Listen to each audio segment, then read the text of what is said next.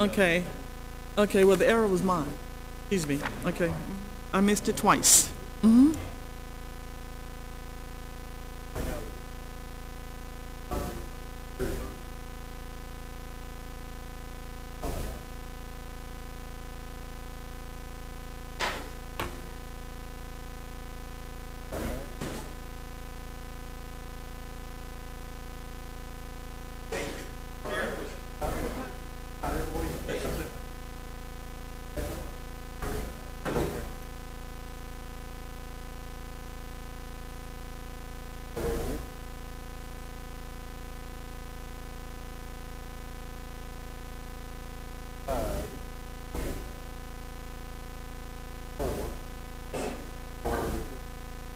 Or whatever you not do.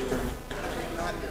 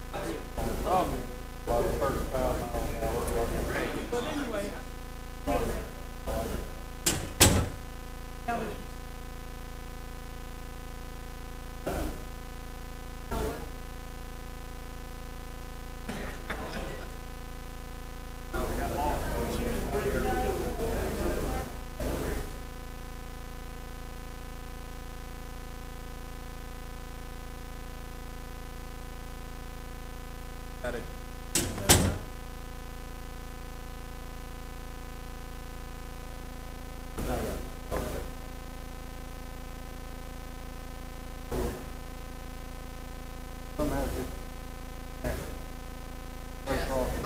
Spectrum.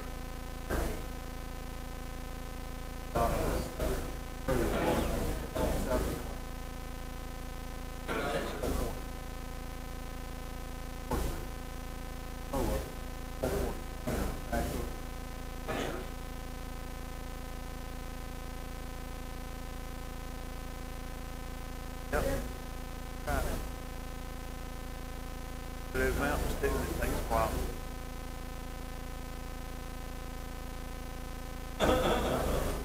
Yeah.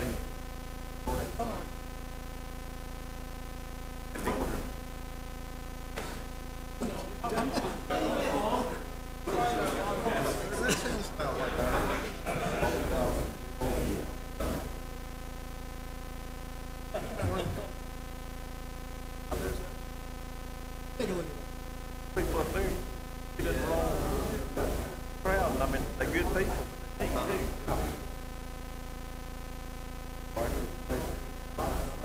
That's right. That's exactly right. Let's go. Hey.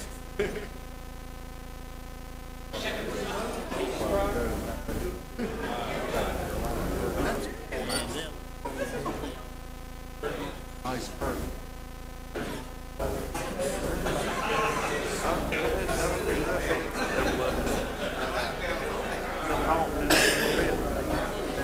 Somebody walks in, they know why. Tell you right quick, they'll cut them, they think it. Brotherly.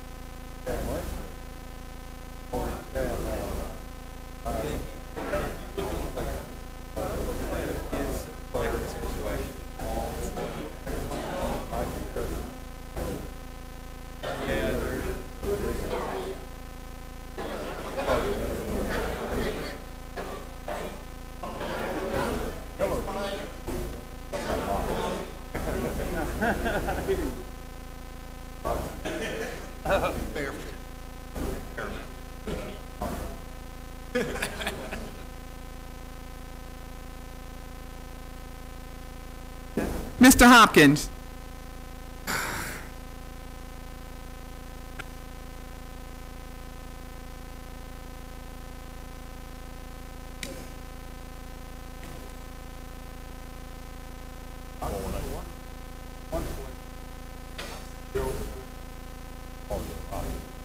Oh man, you know, and no fat person.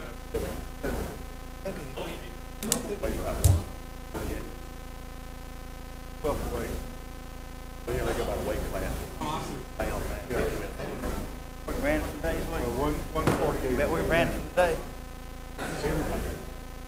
We ran it today. Out of picking. All day, every day, all day long.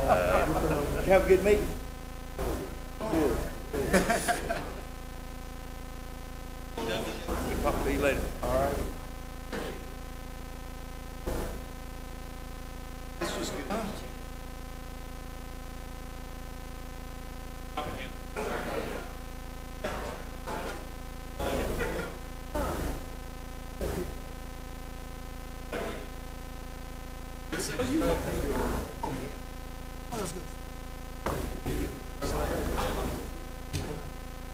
We're going to have some information on the impact on those be in lieu of Friday out west. Why? Tell me I haven't got class. Not going to have, Oh man, look at not you. going to have anything then. Look at you. That is cool, man. That's my 15 minutes of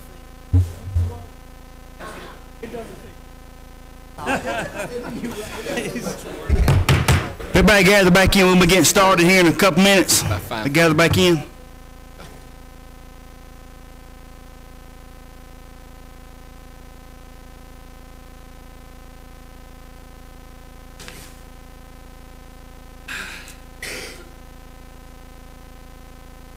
Hey.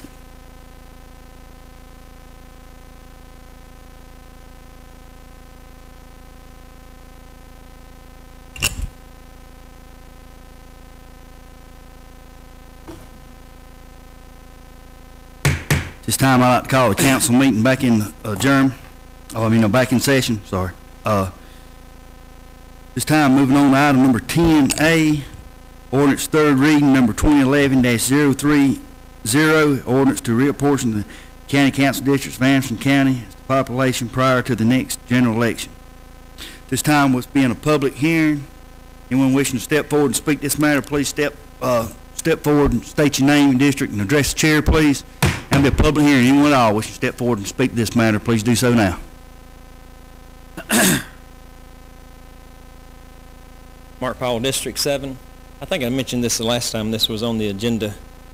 You know, how long are we in the South going to be held to 51.1 or 50.001 voting requirements?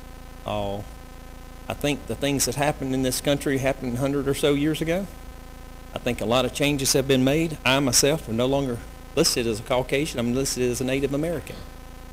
I guess would I fall under that criteria in some district? I think that, you know, the federal government eventually ought to get off our back.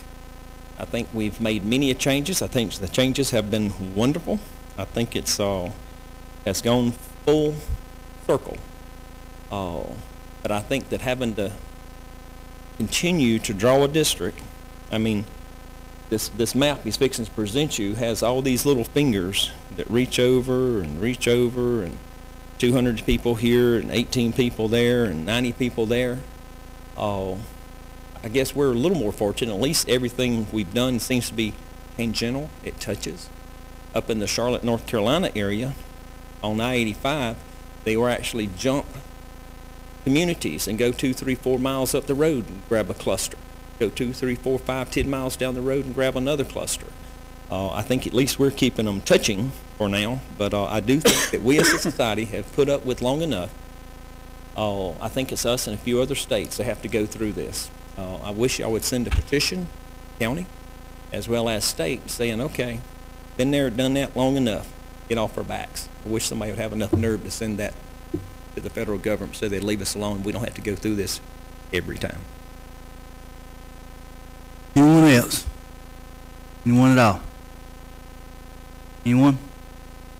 Hearing none, public hearing will be closed. We have a motion. Have a motion second, Ms. Wilson, then we have amendment. I move to amend the redistricting map to incorporate the changes set forth on the 3-area map attached to Steve Newton's September the 29th, 2011 memo, which has been included in prior agenda packets. The changes proposed by this amendment simply implement the recommendations of the South Carolina Office of Research and Statistics. We have a second to the amendment. Second. Second, Mr. Allen. Any discussion on the amendment? Yes. Ms. Floyd, go ahead, and Ms. Wilson, go ahead. Okay, thank you. Mr. Chairman, it was, at first, I had some questions about it, and I know Mr. Newton worked diligently to get everything the way it's supposed to do before it would be approved. And Mr. Newton met with me, and we had several telephone conversations on this. I understand it implicitly now. I know what the government is looking for, and I have seen the map before, and I have seen it after, and I approve. I have all my questions have been answered. Thank you, Ms. Wilson. Thank you. I'm just reading this real quick, and I understand now. I was just seeking clarification. I do want to point out that we need to commend Mr. Newton for a very difficult job of looking at all the different census block information in order to arrive at this configuration. It had to have been a tough job, and I really appreciate his hard work. And I think the only way we can ever change this is to have Congress to address this. As far as I know, the last I heard, the gentleman who's over the Civil Rights Division of the U.S. Department of Justice is actually an attorney that I knew in Georgia. So they have their rules that were put in place. So it's something that we can't help. Any more discussion on the amendment? All in favor of the amendment, show of hands. Opposed, like sign, so the motion carries unanimously. Now get back to the main motion, or any discussion on that? All in favor of the motion, show of hands. Opposed, like sign, so the motion carries unanimously. Thank you for the work you done, Mr. Newton. I know it was long, hard, and appreciate it. It's done a pretty good job. Thank you. Thank you.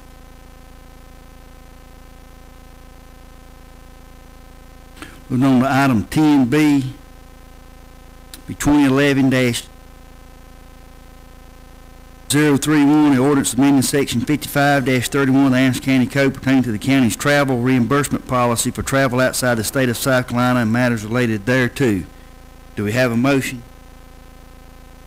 Motion, Ms. Wilson. Do we have a second? Second. Second, Mr. Moore. Any discussion? Mr. Chairman? Mr. Allen?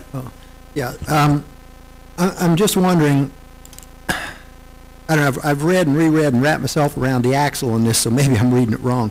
But it's the only two reasons then that anybody could leave the state would be for economic development or training, correct?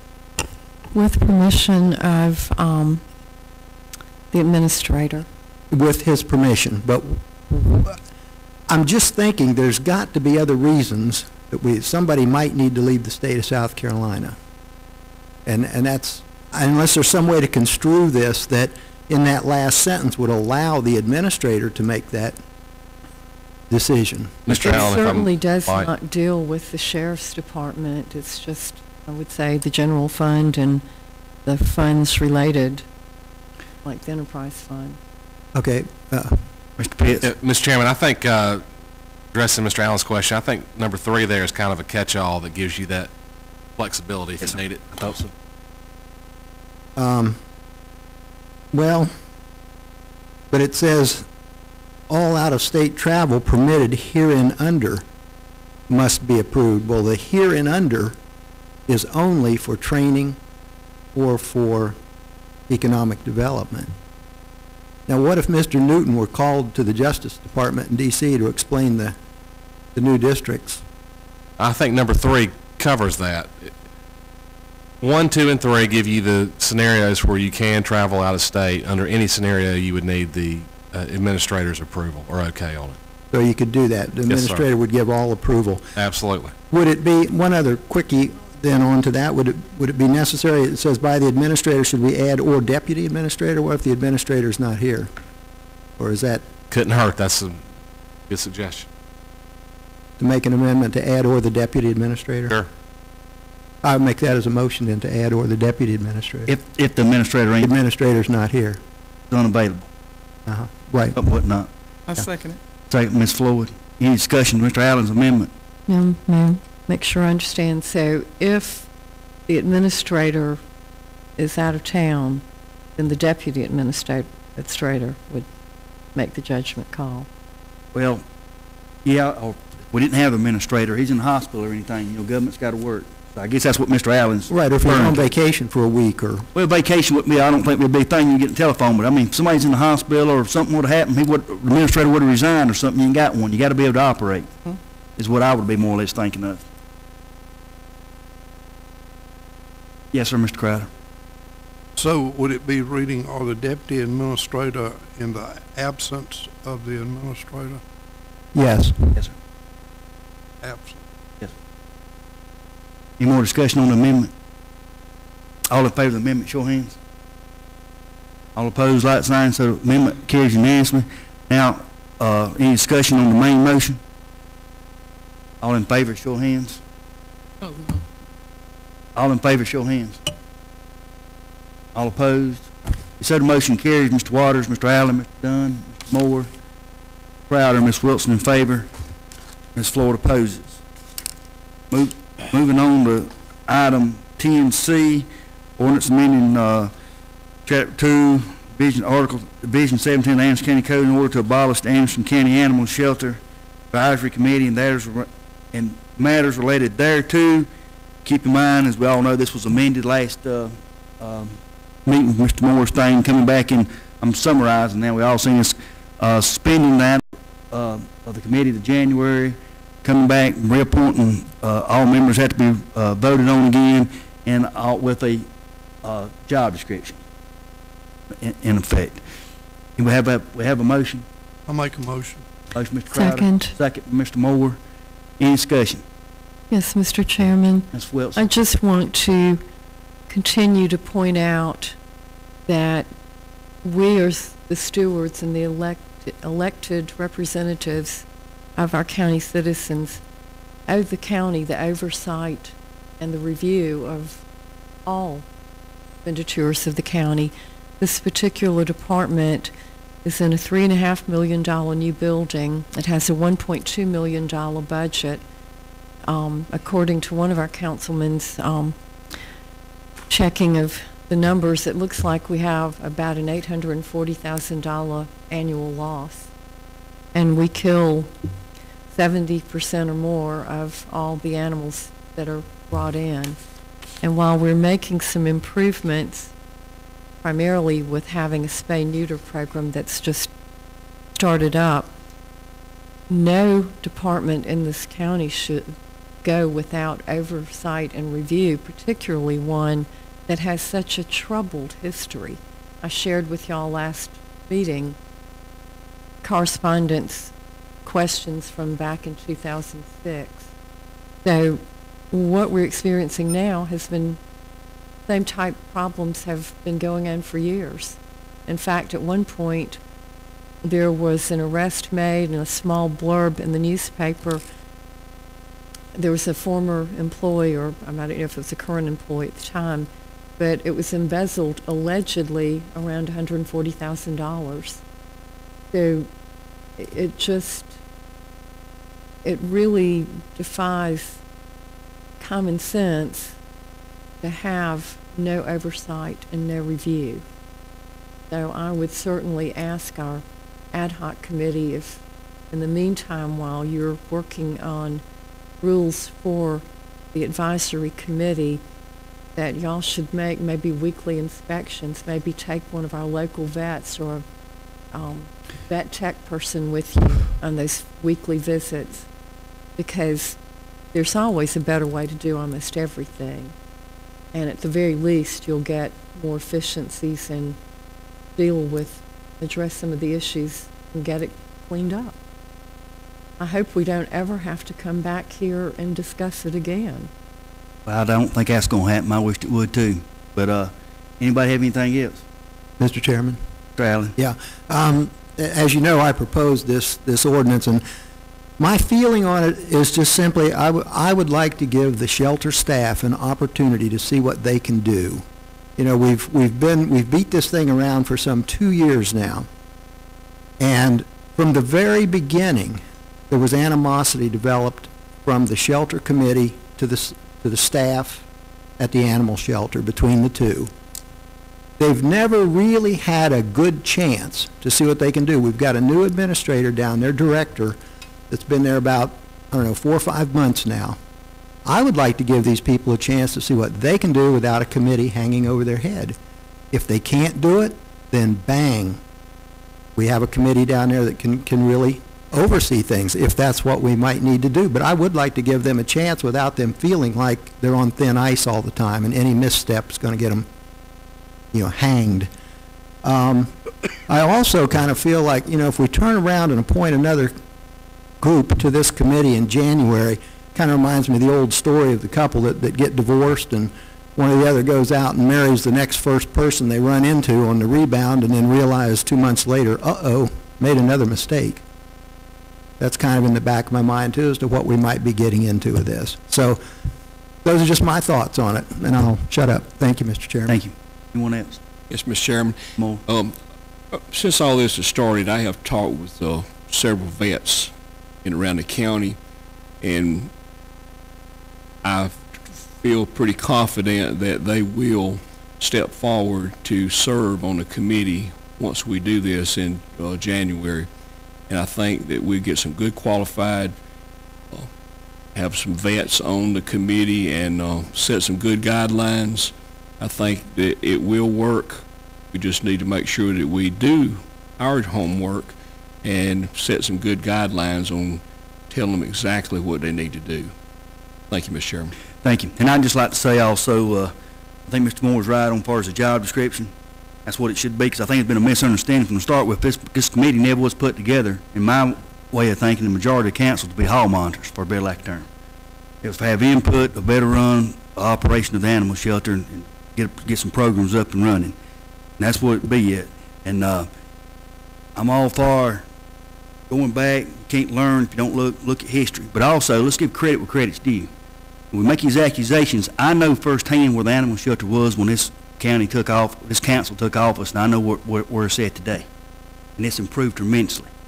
There's a full-time vet out there that hadn't been. They got a tech vet down there that's just been hired, that's doing an excellent job, and they got a new facility, and they got some staff to operate it. And I know the new director has been down there probably just a little over 2 months. She's already made some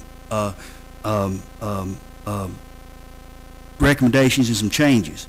There was a program put on down there a couple of months ago after she's probably been down there about 2 or 3 weeks. The advisory board asked to come on and made several recommendations what the animal shelter ought to be doing. She had done started these things. Very good meeting, informative meeting. If you want to get involved, know things, get involved and go in there and know what's going on instead of just making accusations about things like this right here. And like I said, there's always room for improvements. We talk about oversight. I don't think nobody's at the road department hovering over them about filling a pothole. That's what we got staff for, and that's what we got the administrator for. And I got full confidence in both of them to get it done. And I do go around and look, and that's why I've been to these meetings and everything to know about. And like I said the last time, any council member that wants to go to the animal shelter, feel free to go. Mr. Waters. I agree. One of the words you said there, confidence. I think a lot of people are looking at this, abolishing this, as a negative, and it's not negative at all. I have full confidence in Mr. Burns, and I have full confidence in Ms. Schweiner. I've also had people go out there that's told me about how it's being run. Okay, there's a few little problems, but there's things that we can fix. So I have full confidence in the direction we're moving, and if we do have another committee that we want to put together, they can fill out a application just like we voted on. I appreciate that. That's right. All in favor of the motion, show of hands. Wait a minute, what motion are we? The motion, it's the motion it's a motion, it was amended motion, last council meeting, to abolish the animal shelter meeting till or suspend it for a bill like term from January, reappoint in January with a job description. Okay. All in favor of the motion, show of hands. All opposed? So the motion carries in favor, Mr. Waters, Mr. Dunn, Mr. Moore, Mr. Crowder, Ms. Wilson in favor. Opposed, Ms. Floyd and Mr. Allen. Thank y'all. Moving on. Item number 10D, ordinance to prohibit the advertisement, possession, use, purchase, distribution, substitute of bath salts, commonly called bath salts. Mr. Crowder, that form of motion? Yes, I would like to make a motion that we pass this ordinance. Chairman Dunn. We have a second, Mr. Moore. I'd just like to say, open up discussion. There have been several people or comments made why y'all want to do this on these lights. We've had 2 readings already to get this thing, and what the state has done, what the federal people have done is they might make it mandatory or enact, but it's only temporary. They can come back tomorrow and change it. Ours will be permanent, and ours will be a better thing to address it, I think, and at least to have some safety nets involved in there. Any more discussion? All in favor of the motion, show of hands. All opposed, like sign, so the motion carries unanimously. Now, I would just like to commend Attorney Pitts, Michael Pitts, for putting this together and working on this. And this, they've called from all over the state wanting a copy of this and asking his expertise on that. It says a lot. Good job, Mr. Pitts. Just make sure we get a cut of that royalty. Mr. Chairman, and from California. Oh, goodness. I can't take a whole lot of the credit, though. Michael Miller helped me a great deal. Well, good. Good teamwork. Moving on to item number 11, ordinance the second reading, number 2011-033, ordinance authorizing the execution and delivery of a special source credit agreement between Anderson County, South Carolina, and Delta Power Equipment Corporation and other matters related thereto. This will be a public hearing. If anyone wishing to speak to this, please step forward and state your name and district and address the chair, please. Being a public hearing, anyone wishing to step forward and address this, please step forward now.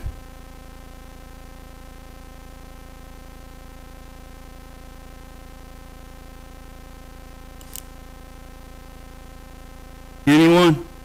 Hearing none, public hearing to be closed. Do we have a motion, Mr. Moore, to move? Have a second? Second. Second by Mr.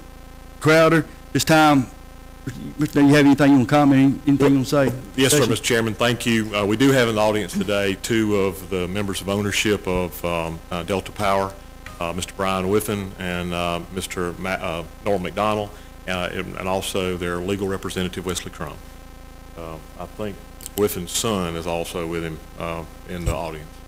I'd like to say we want to thank y'all for coming to Anderson. Appreciate and look forward to a long, prosperous future. Appreciate what all y'all have done and coming here and like I said, looking forward to working with y'all, and hope y'all have a very successful endeavor here in Anderson County.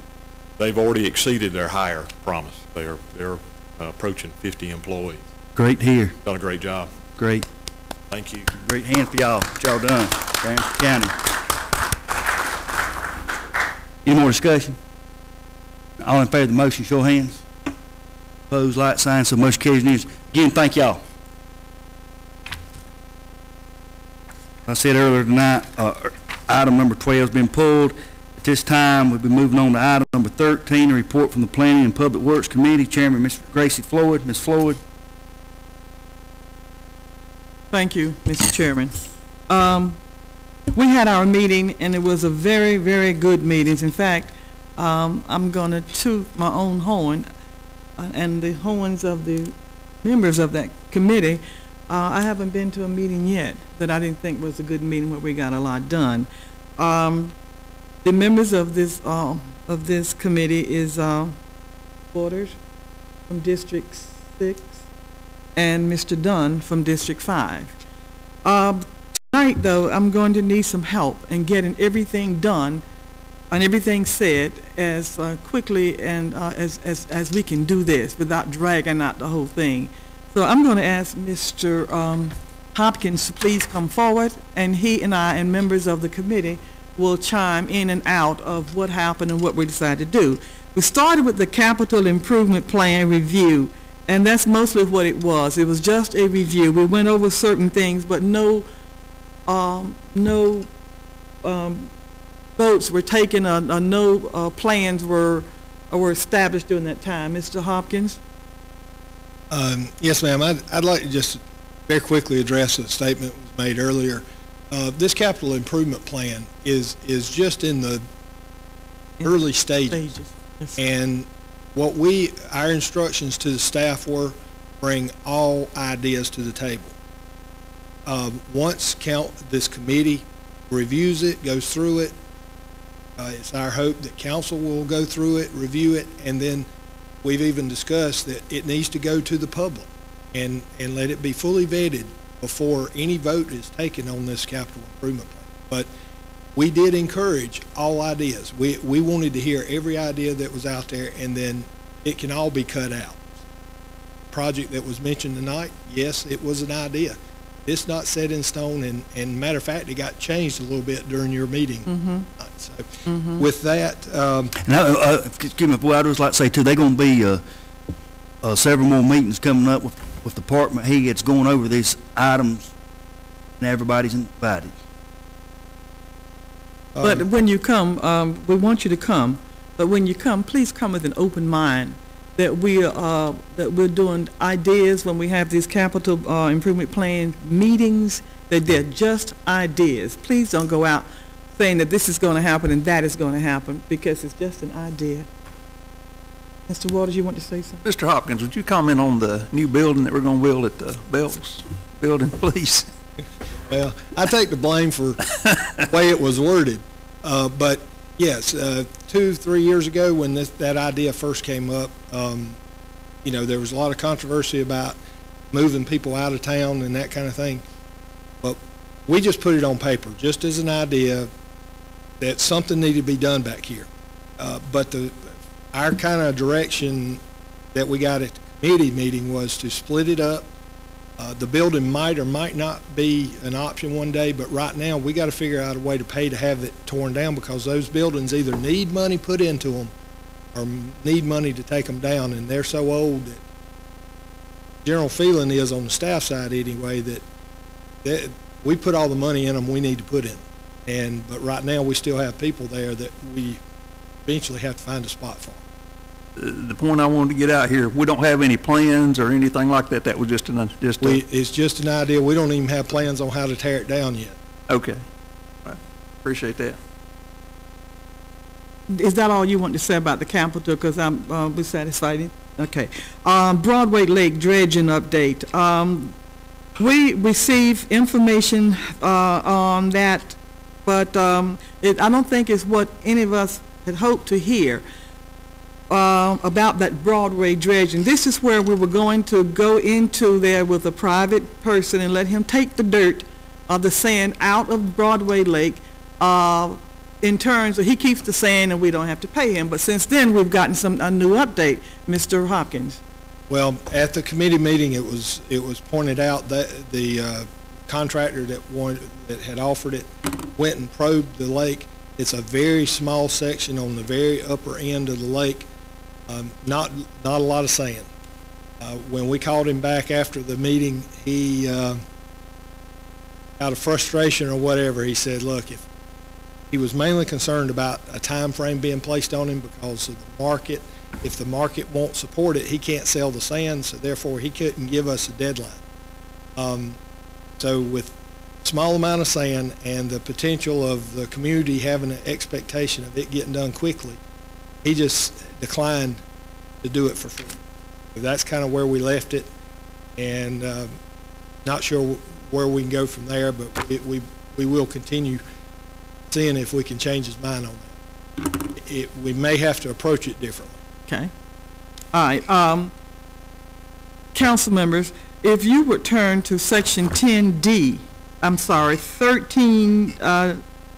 in your booklets, you will see the proposed 2012 contract pavement maintenance project list. That's a mouthful. That was discussed. We looked at all of the roads on here and to see just where the roads were that needed pavements according to our supervisors on the road pavements.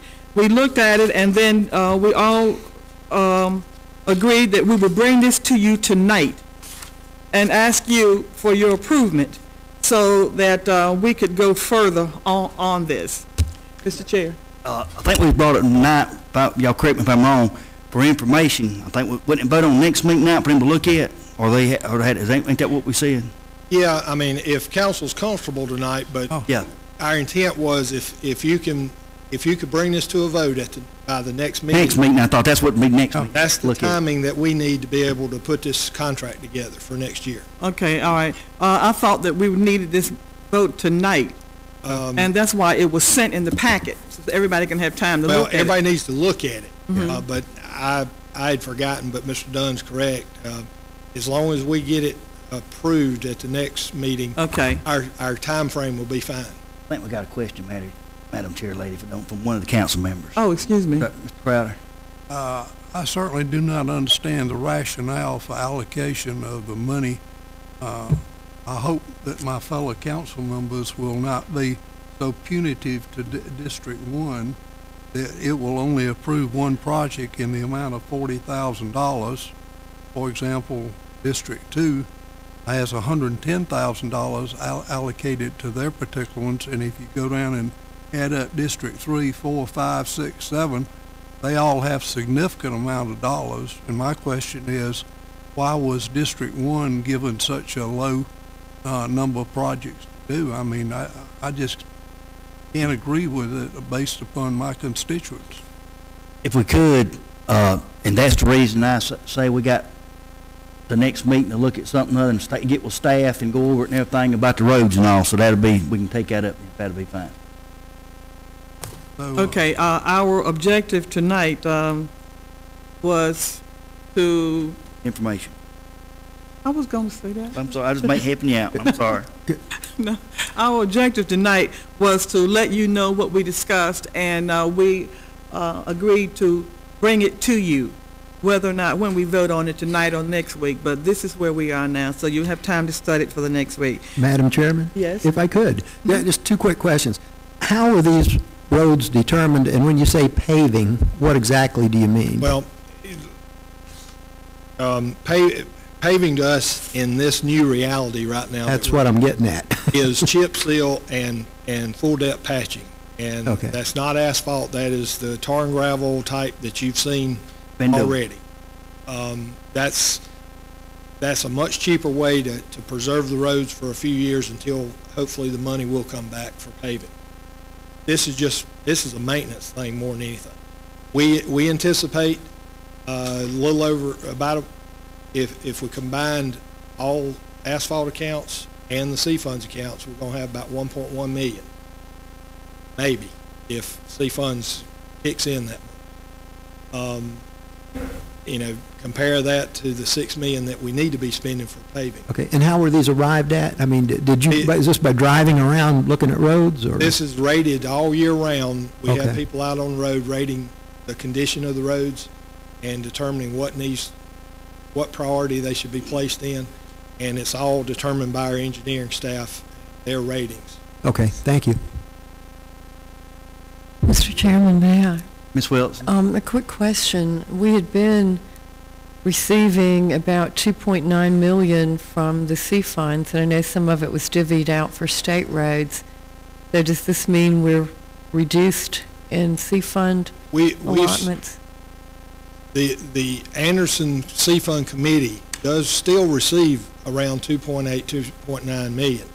Half of that automatically, and that was requested by the delegation, half of that automatically goes to state roads.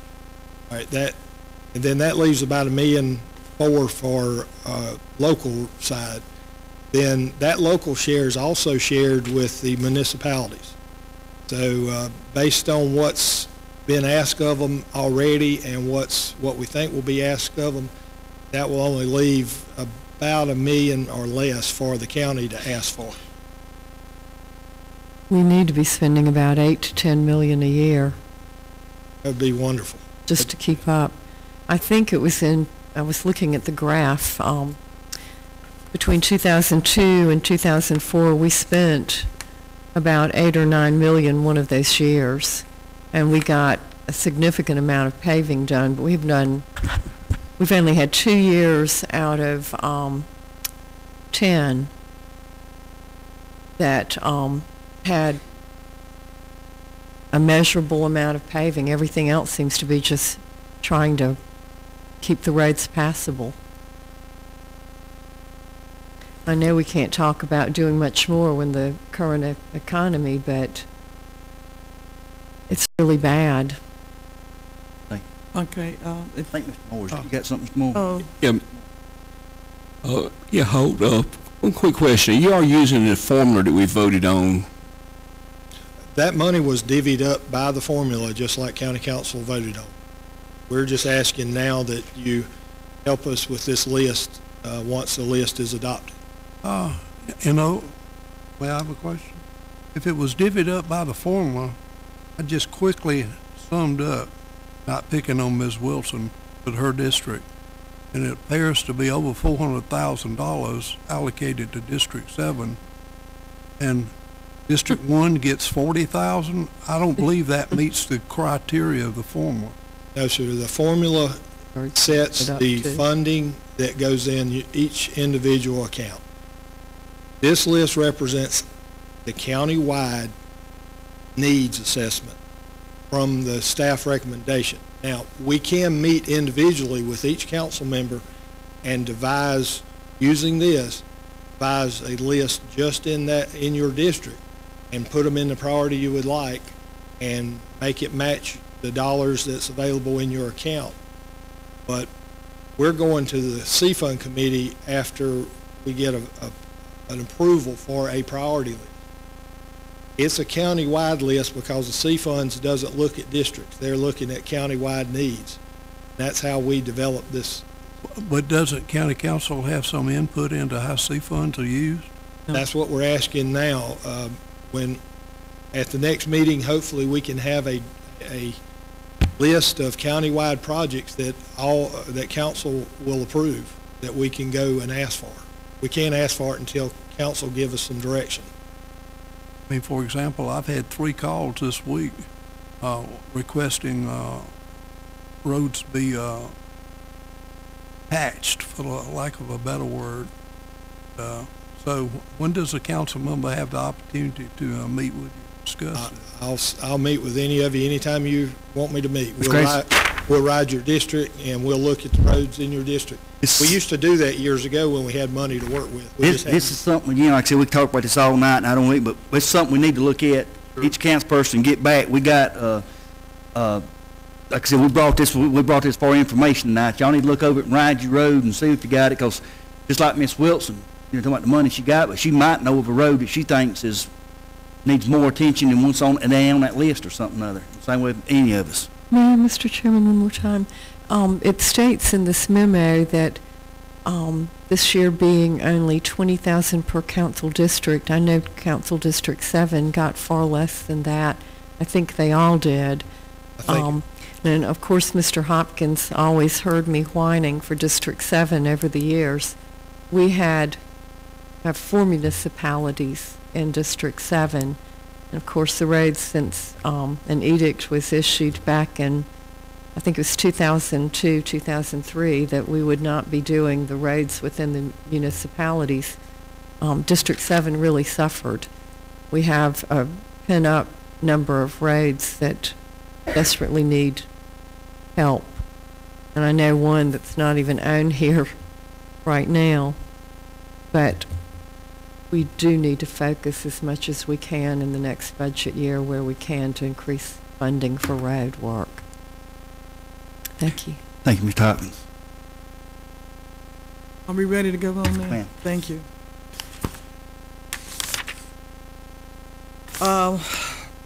The next thing that we need to discuss is the I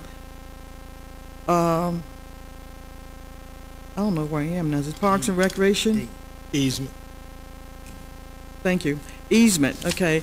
The easement, it was explained to us that the existing bridge, this is the Simmons Ford Bridge, is 22 feet wide, and there's a request to extend it to 28 feet. And to do this, we need the easement by the Corps engineers.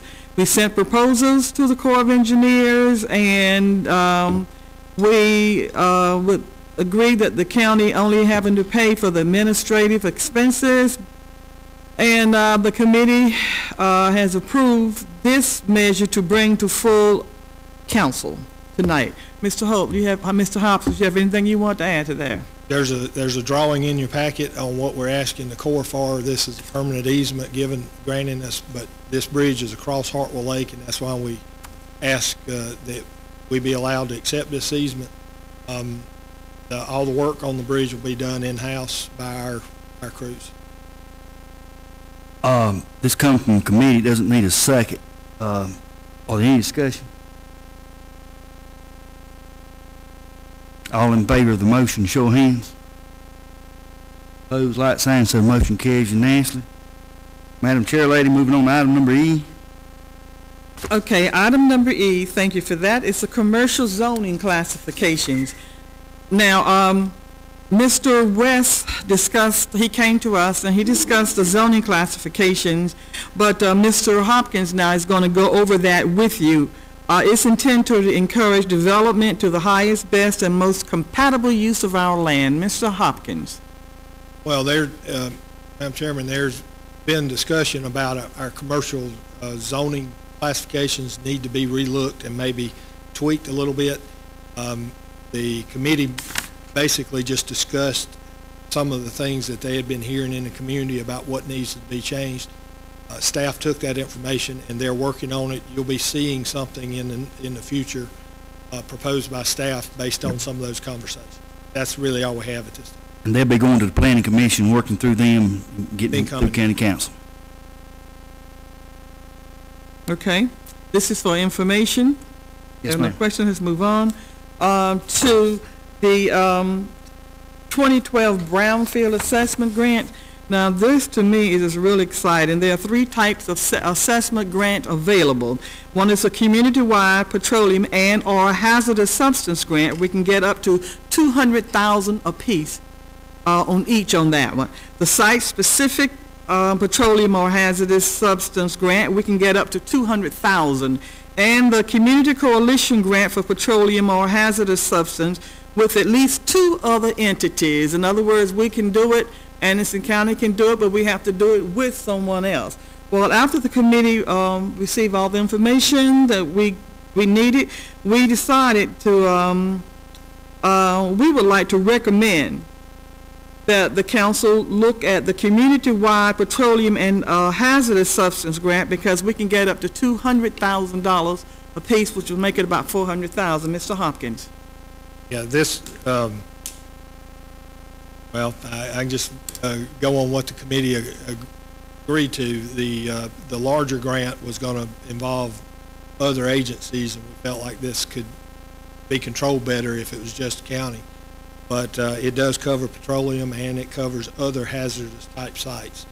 But we ask that the council approve the recommendation tonight, so that, because we have some public meetings, public hearings that we have to go through between now and the end of the month when the application is due. Okay.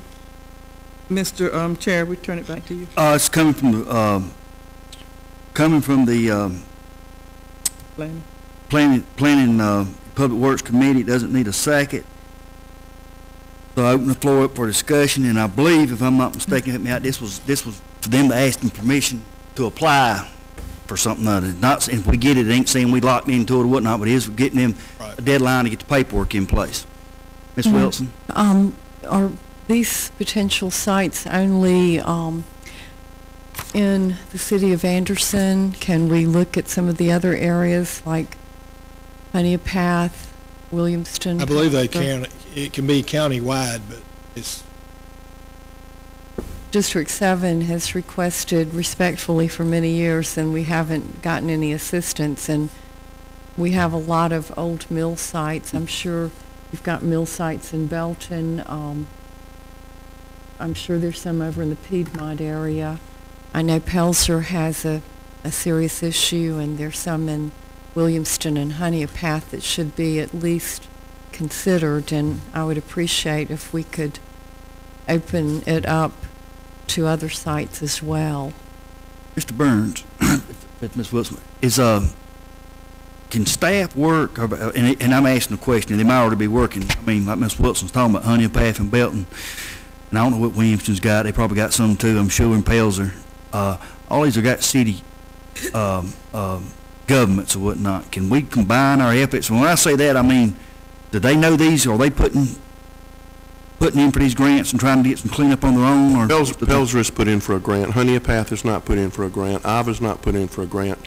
Pendleton has not put in for a grant. I don't know of any of those areas that have put in for a grant. I know that the old mill site in Pelzer is going to need additional funding, but we could certainly do a survey and work in concert if anybody would like to do that with us. I'm saying, you know, and I'm just thinking out loud, and not Ms. Wilson's exactly right. They mill sites, and keep in mind, brownfields don't just encompass mill sites. There's other things too.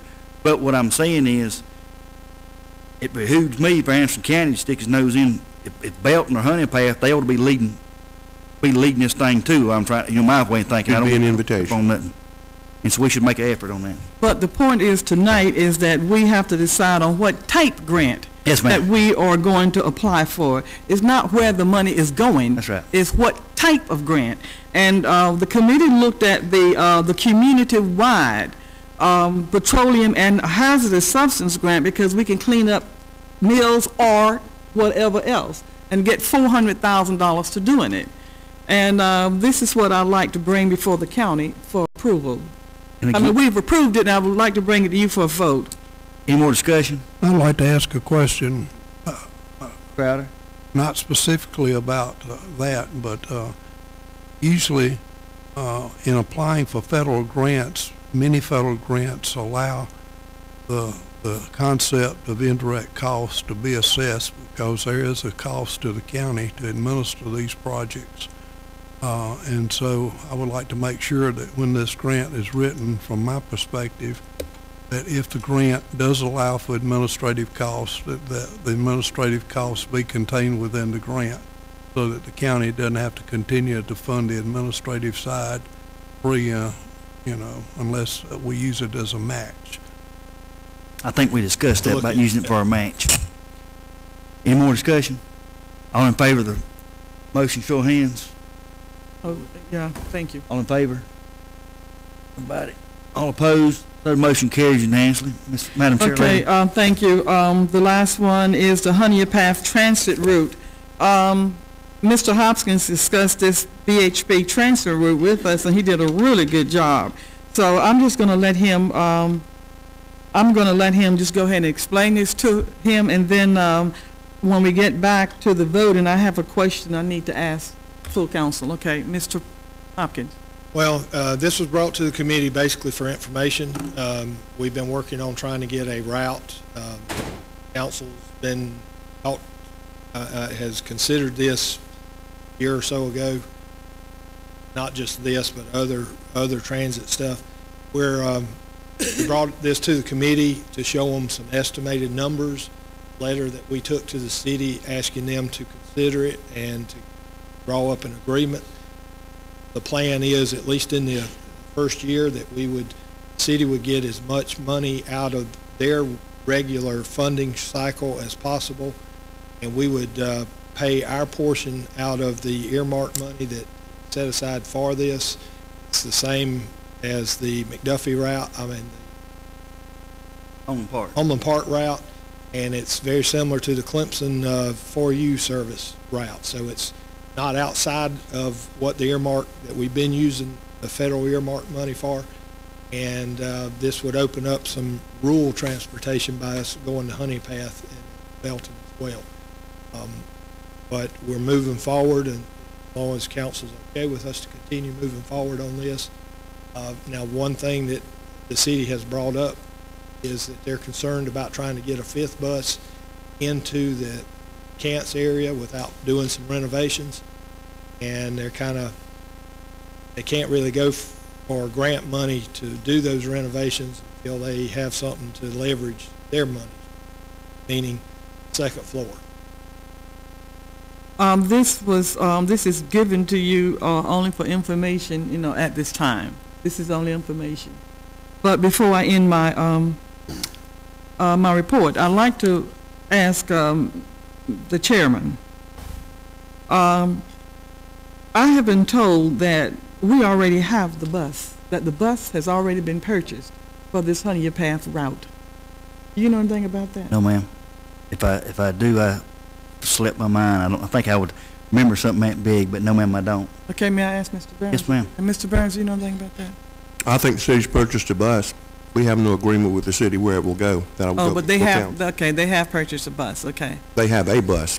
They have a bus. To my understanding, they do. Okay, well, I understood that there was a bus already assigned for this route, but we just need to tie up the loose ends for it now because it's ready to go. Those loose ends have been loose for about 14 months now, and they don't seem to be getting tied up, so we have no commitment or no obligation to take any bus from anybody. Okay, thank you. Mr. Waters, do you have anything else to add to the report?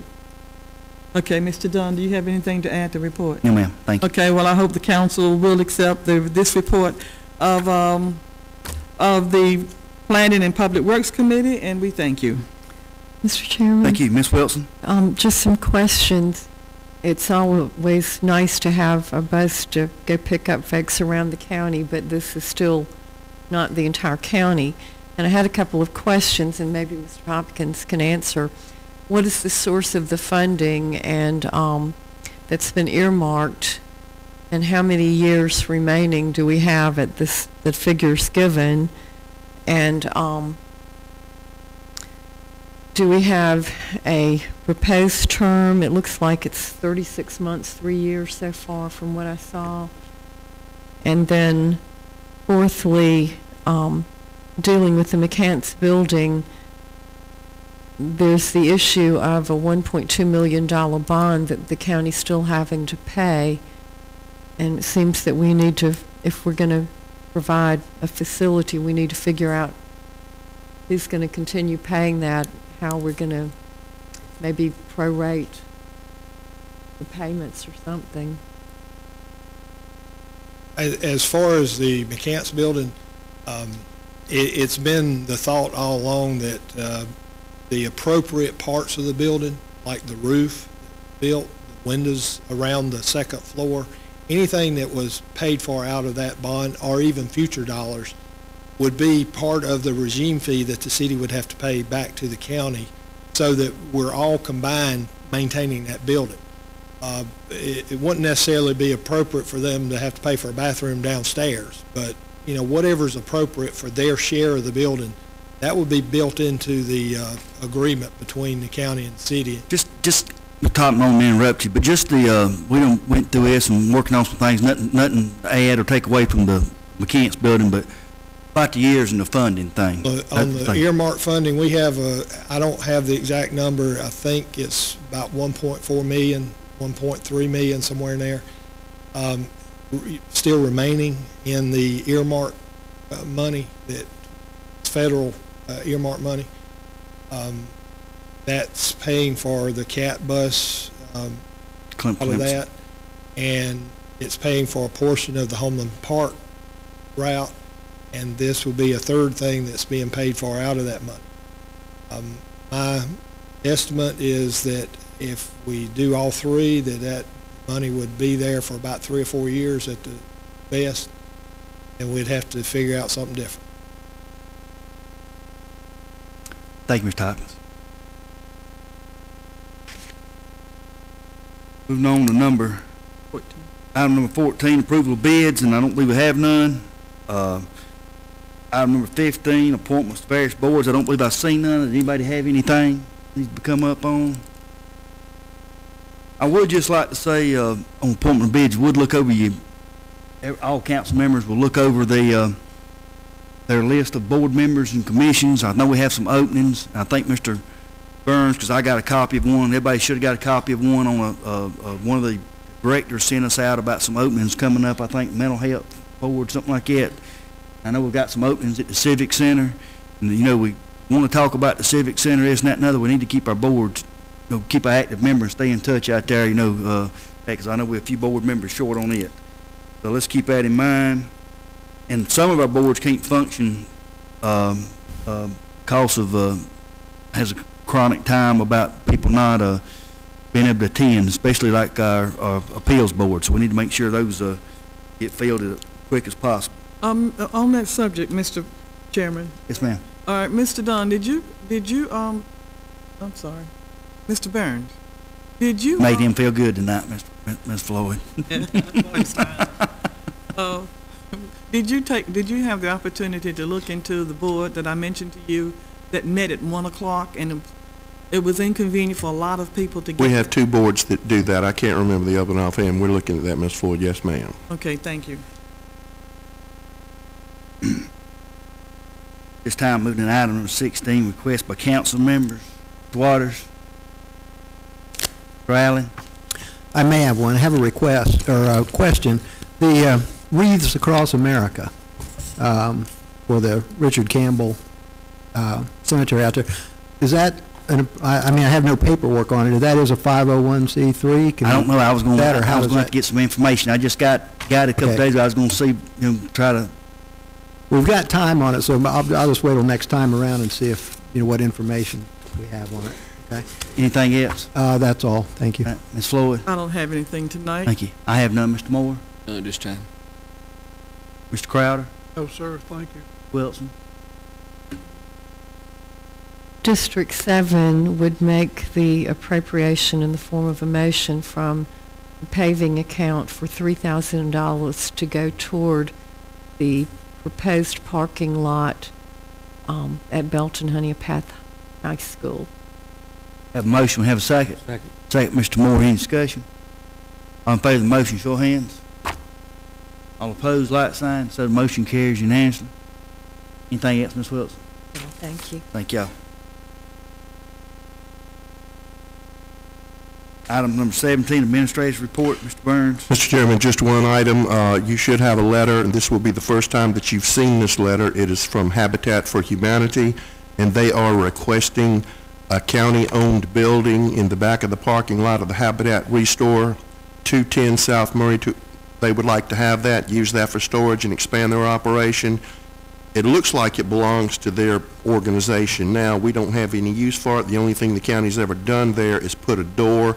We would be happy to carry any member of council down there to look at it so you would be fully aware of what we're talking about. Just wanted to make you aware of that request tonight. Thank you.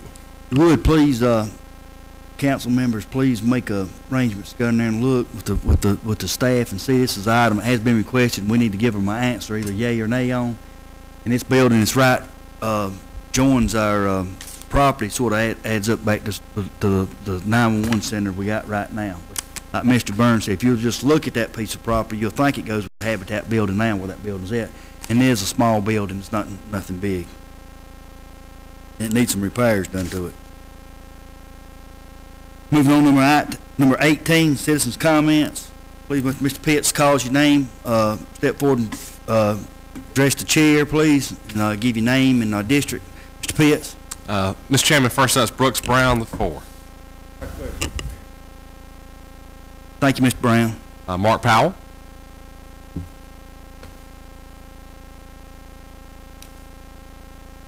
Mark Powell, District 7. Oh, interesting. A committee that talked about needing a 6-story building or a new building for people who we have right behind us because there's nowhere for them to be. But yet we have a McCants building that we spent millions of dollars to build, and we've given away just about the whole building. Duh. If we need space to put employees, we're going to give away more space to someone else for free. Get real. I mean, gee whiz. Oh, that just seems ludicrous, that the thought that we need space for employees in a building that supposedly is falling in, which if that was owned by one of us as a private citizen, I would have the building code people come out and get us a condemnation. The city has a building over here that has birds flying in and out, walls falling down, and if that was mine or yours or someone else's as a private citizen, there's no telling what kind of citations we would owe by now. But we own the McCants building. We spent millions. for a building that couldn't be used, but all of a sudden it's used and we want to give away more of it. Please do not do that. Use it for our purposes or sell it to the city or someone else and get our money back. The transit system. I'm reading in the packet that it was voted the best in South Carolina twice. Also read something that's very shocking to me. It says it's the largest fare-free transit service. Are you for real? Nobody pays a single quarter? They don't pay nothing? Tax dollars are paying for people to ride a bus from here, there, and wherever, and it's not equally shared from Pelzer, Williamston, Powdersville. Only certain areas get free bus rides. I mean, gee whiz, that was shocking to read that that was fare-free. Oh, I had no clue that that was a freeloaders free bus ride service. Oh, I don't like what you did on the Animal Advisory Committee. I would like to ask a question. Maybe someone can answer it. There's our animal toaster, better known as incinerator work kit. Several months old. We got millions of dollars spent on a building. We got $50,000 retainer to hold back for them to fix all the little quirks about it. Is the incinerator working? It would be an interesting thing to know. But once again, please do not give away more McCants building. If you're going to have to end up building a building for us, please do not. Please.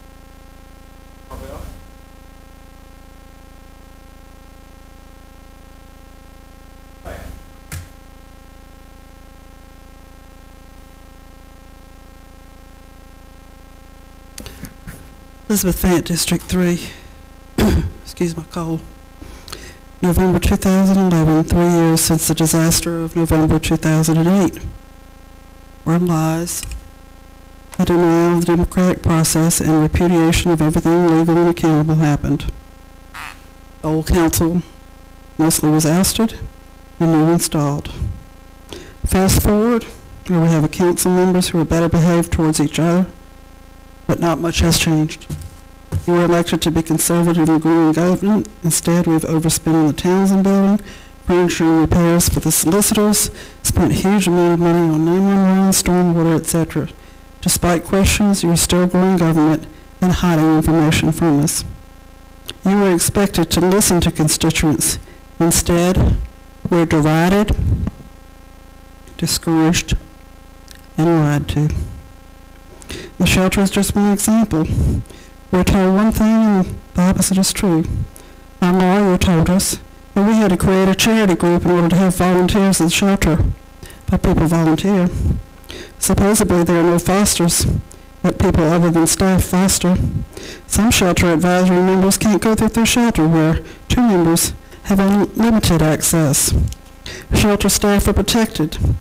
The chairman of council calls advisory members liars.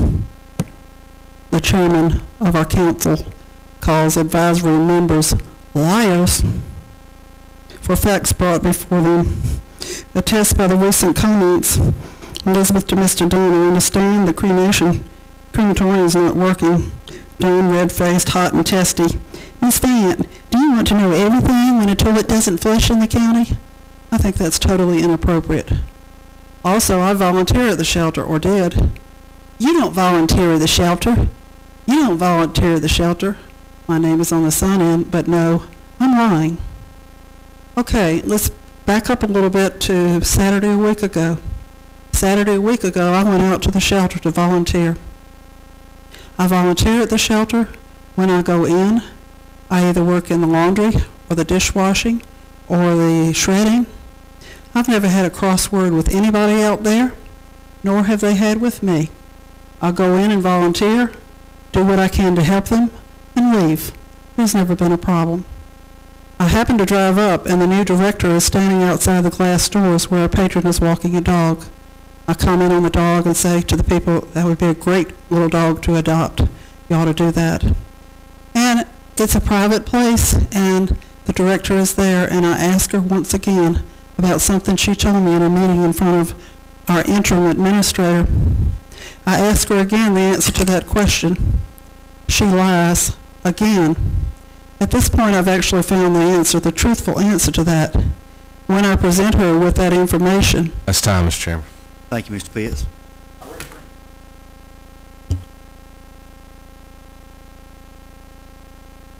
Good evening, Mr. Chairman. You know, I was hoping to hear some of the answers to the questions, find out who even asked the questions.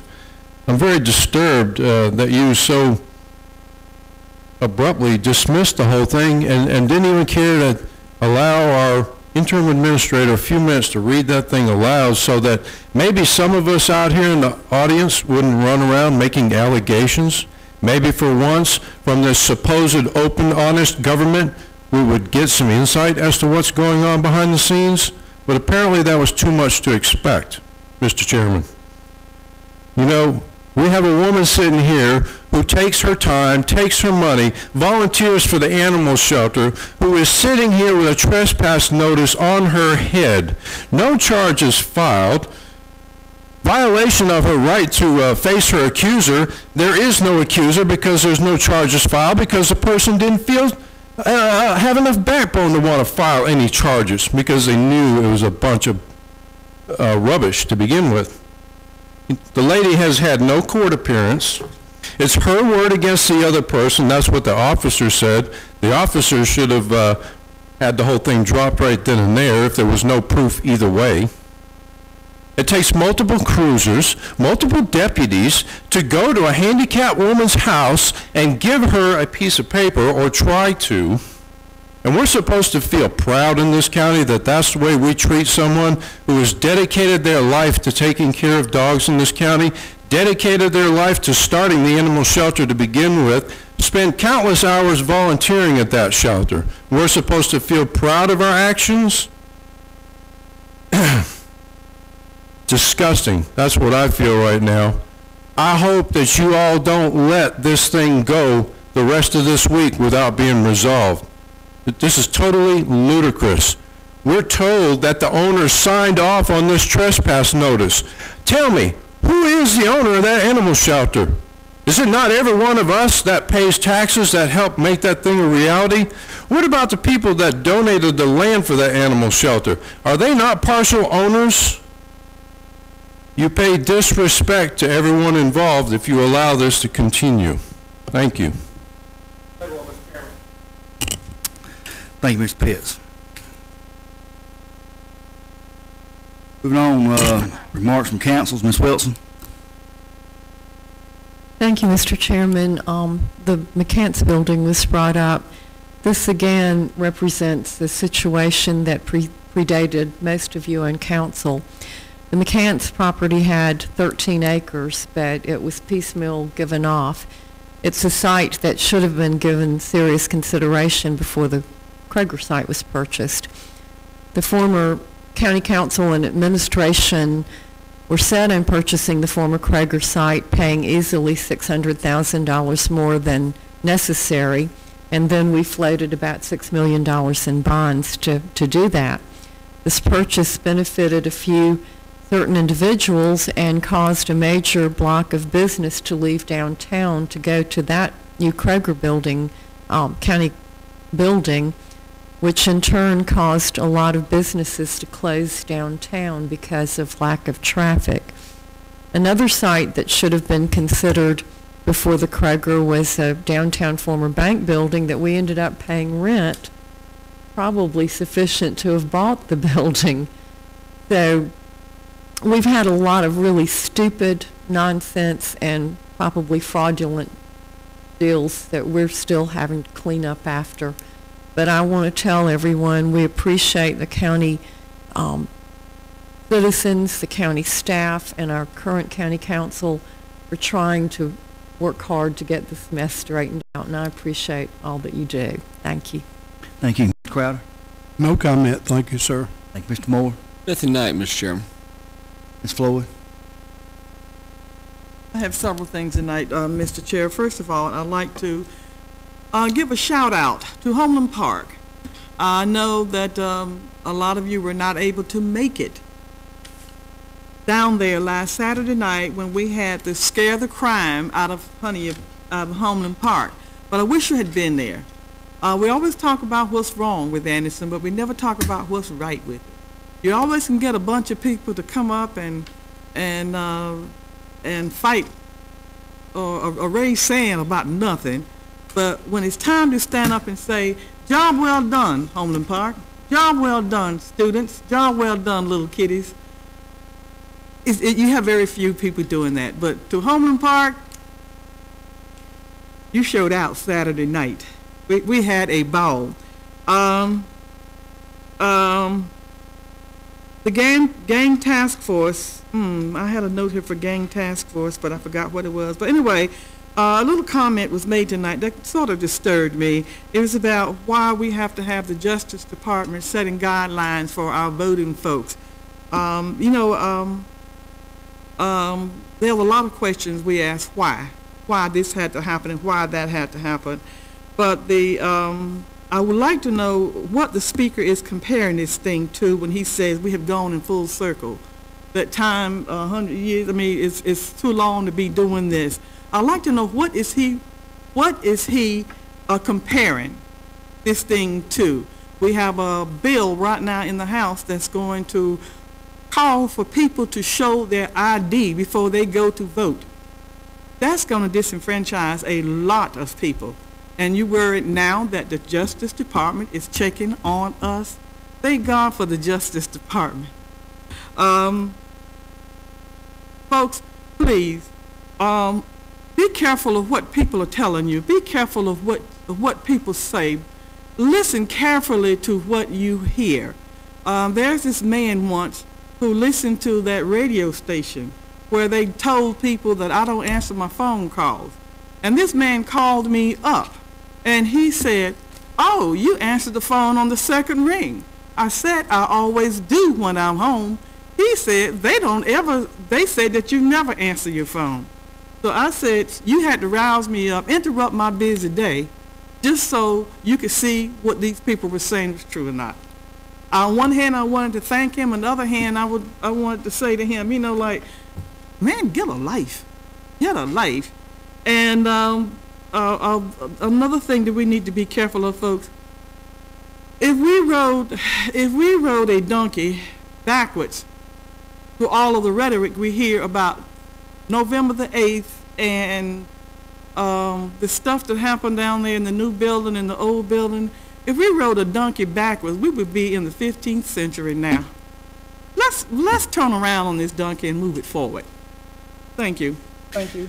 Thank you, Mr. Allen. Yeah, thank you, Mr. Chairman. Yeah, Ms. Stringer's not here, I don't think, but I would like to thank her for the work that she put in on the State Fire Chiefs event. That was really nice, very well attended, great food, and I think Anderson came out of that looking pretty good. And this is just an observation I'm about to make.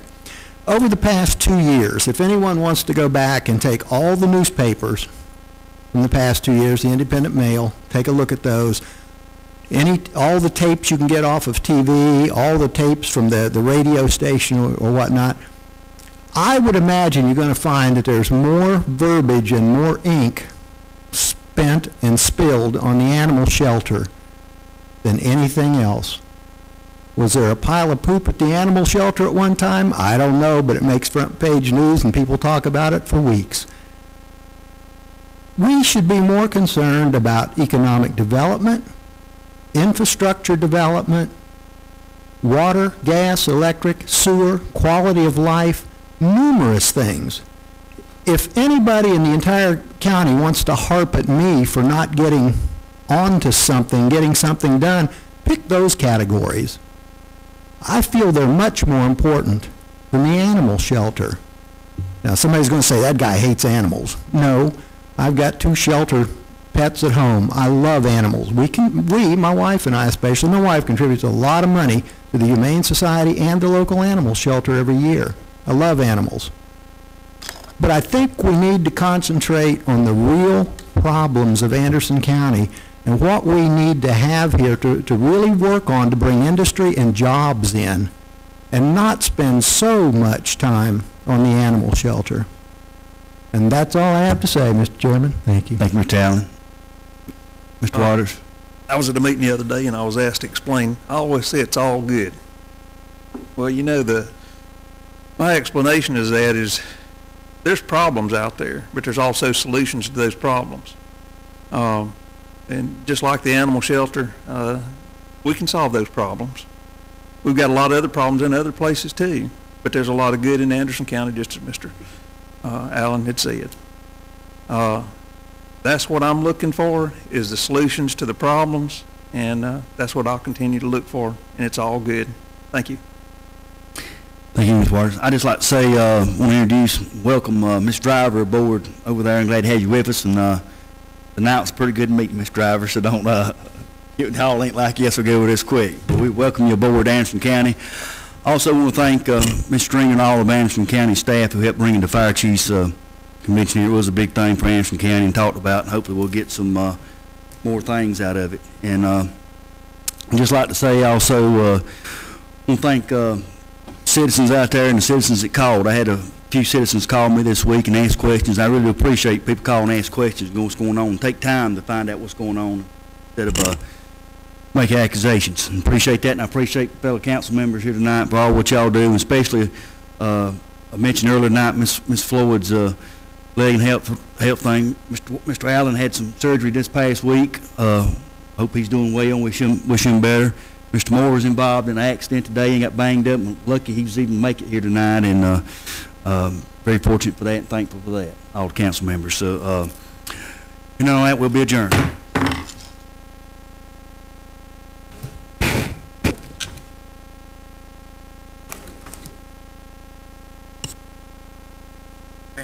Have you here? Yeah, how'd you know? I was walking up to call you for something else, and I just saw you needed a hand. I surely do. Give me a thumb, darling. Like that, okay. Don't let me fall. Hey, just put me easy. Oh. Wait a minute. Oh. I hear you. I hear you. I've got a bad knee myself. Oh. Thank you. Yes, ma'am. Okay, thank you. I just came. Your microphone went a lot further down than what it is. It's off axis. Directly into a microphone, that diaphragm is like that. When you speak like that, you can't move as much. Turn your head, lowers itself even more relative. So if you cock it like that a little bit more, it should help you out. Okay, good. Thank you. That's the only thing I can think of. Thank you. Thank you. I'll do better. I thought you were going to tell me about how live that mic was. No, I could. It sounded.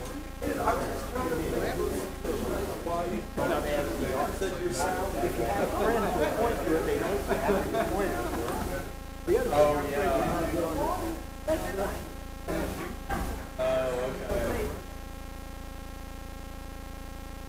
Yeah, they're